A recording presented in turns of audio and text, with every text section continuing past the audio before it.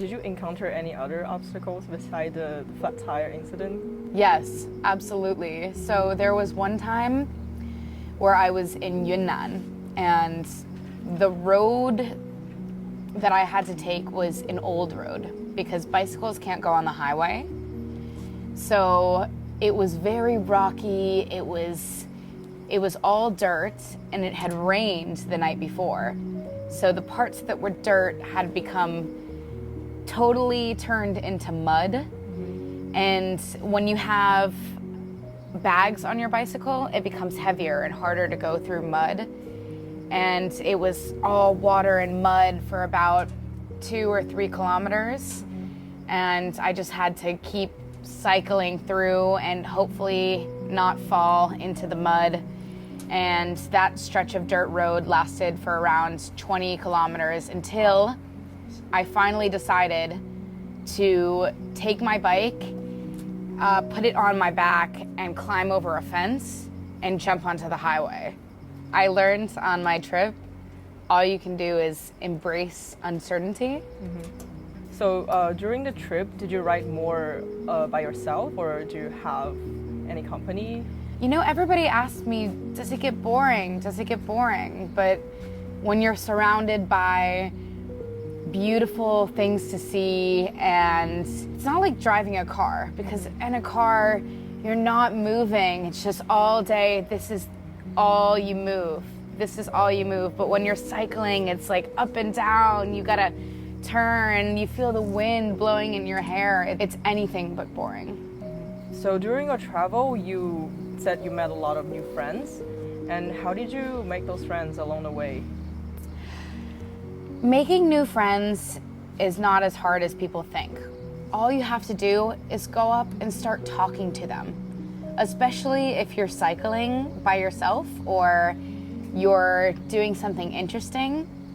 You can just walk up to them and say, "Hi, I'm Jennifer.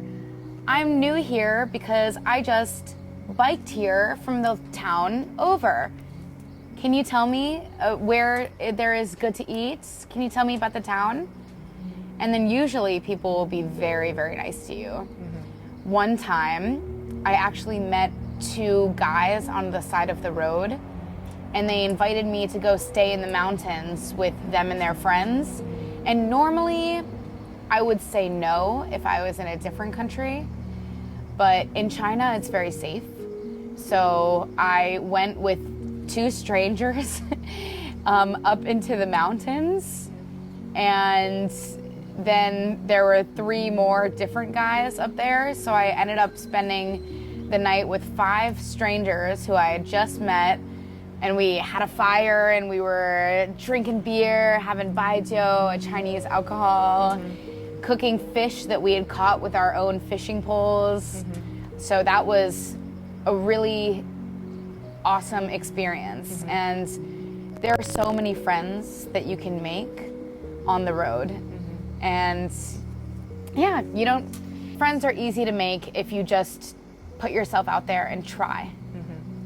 A lot of people would think that it's more dangerous to cycle as a female cyclist because they're worried about, oh, won't you get all this unwanted attention? But if you think about it from the other way, people are more interested in talking to you because they think it's maybe more of a unique thing for a female to be doing, to be cycling. So it's actually, I think it's an advantage. I would definitely say, men and women, like, our bodies are different. So you have to make sure that the seat that's on your bicycle is meant for a woman cyclist, or else it could get really uncomfortable after 8 hours. Ooh, don't get me started on that. I think that women can do anything that men can do, and maybe even more, because we are quite strong.